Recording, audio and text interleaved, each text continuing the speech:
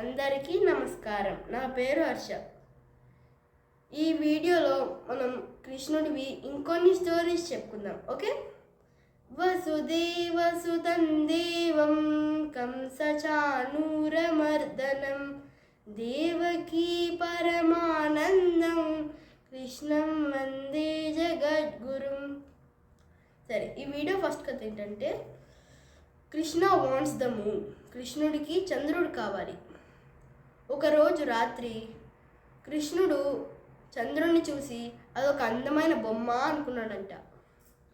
తర్వాత యశోదతో ఇలా అన్నాడు, అమ్మ నాకు ఆ బొమ్మ కావాలి అని అడుగుతాడంట. యశోద ఏం చెప్తుంది, ఆ బొమ్మతో నువ్వు ఆడుకోలేవు, ఒక భగవంతుడు మాత్రమే ఆడుకోగలరు అని చెప్తాడు. ఏంటి, నేను భగవంతుడు కన్నా తక్కువ, ఇప్పుడు ఇవ్వు, నాకు ఆ బొమ్మ నాకు కావాలి అంటాడు.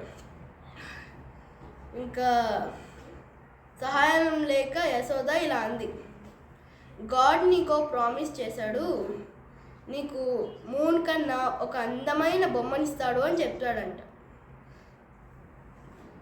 దేవుడు నీకు ఏం చెప్పాడంటే, నీకు మూన్ కన్నా ఒక అందమైన వైఫ్ని ఇస్తాడని చెప్తాడంట. అంతే, క్షణాల్లో కృష్ణుడు ఏడుపు ఆపేశాడు. సరే, ఇప్పుడు మన నెక్స్ట్ కథ ఏంటంటే, శనిదేవ్ మీన్స్ కృష్ణ. చాలామంది గురువులు, దేవుళ్ళు శ్రీకృష్ణుని విశ్వరూపాన్ని ఇంకా అతని విష్ణు అవతారాన్ని చూడడానికి చాలామంది వస్తారు. కానీ శనిదేవుడు మాత్రం ఆ అనుమతి ఉండదు. కృష్ణుని చూద్దామని బృందావనానికి వచ్చాడు.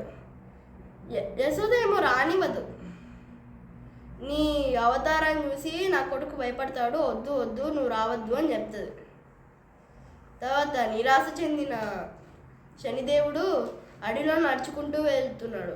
అప్పుడు ఇలా అనుకుంటాడు, దేవుడా, అసలు నేను ఏం తప్పు చేశాను? నేను అంతా వాదించి నేను వాళ్ళ కర్మలు తగినట్టుగా శిక్షిస్తాను, అంతే కదా, నేను దాంట్లో ఏం తప్పు చేశానో అనుకుంటాడంట. తర్వాత కృష్ణుడు శనిదేవుడి ముందు ఇలా ప్రత్యక్షమయ్యాడు. నీకో వరం ఇస్తాను.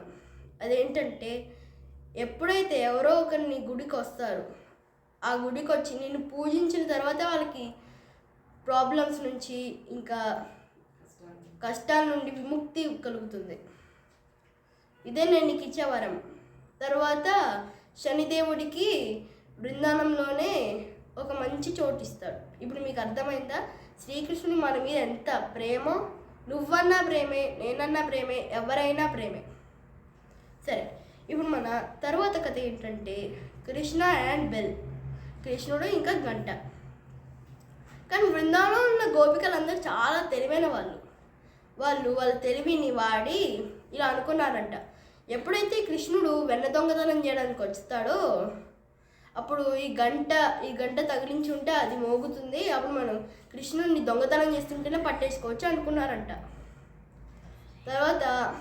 తర్వాత రోజు కృష్ణుడు ఇంకా తన మిత్రులు అందరూ కలిసి దొంగతనం చేయడానికి వస్తారు. తర్వాత బలరాముడికి ఎందుకో తేడా కొట్టింది. తర్వాత కృష్ణుడు వెళ్ళి చూస్తే అక్కడ పాట్కి గంట తగిలించి ఉంది. తర్వాత గంటతో కృష్ణుడు ఇలా అన్నాడు, నేను దొంగతనం చేసినందుకు మోగకూడదు, మోగితే మనకు స్నేహం కట్ అని అనుకున్నాడు. ఓకే ఓకే ఓకే ఓకే అని అంటారు. తర్వాత వాళ్ళు దొంగతనం చేసి తినబోతుంటే ఆ గంట సడన్గా ఇలా మోగింది. మళ్ళీ ఎందుకు మోగాం, మనం డీల్ పెట్టుకున్నాం కదా,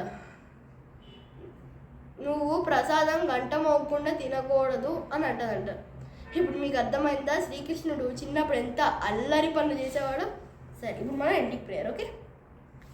యోగేశం సచ్చిదానందం వాసుదేవం వ్రజప్రియం ధర్మ సంస్థాపకం వీరం కృష్ణం వందే జగద్గురుం.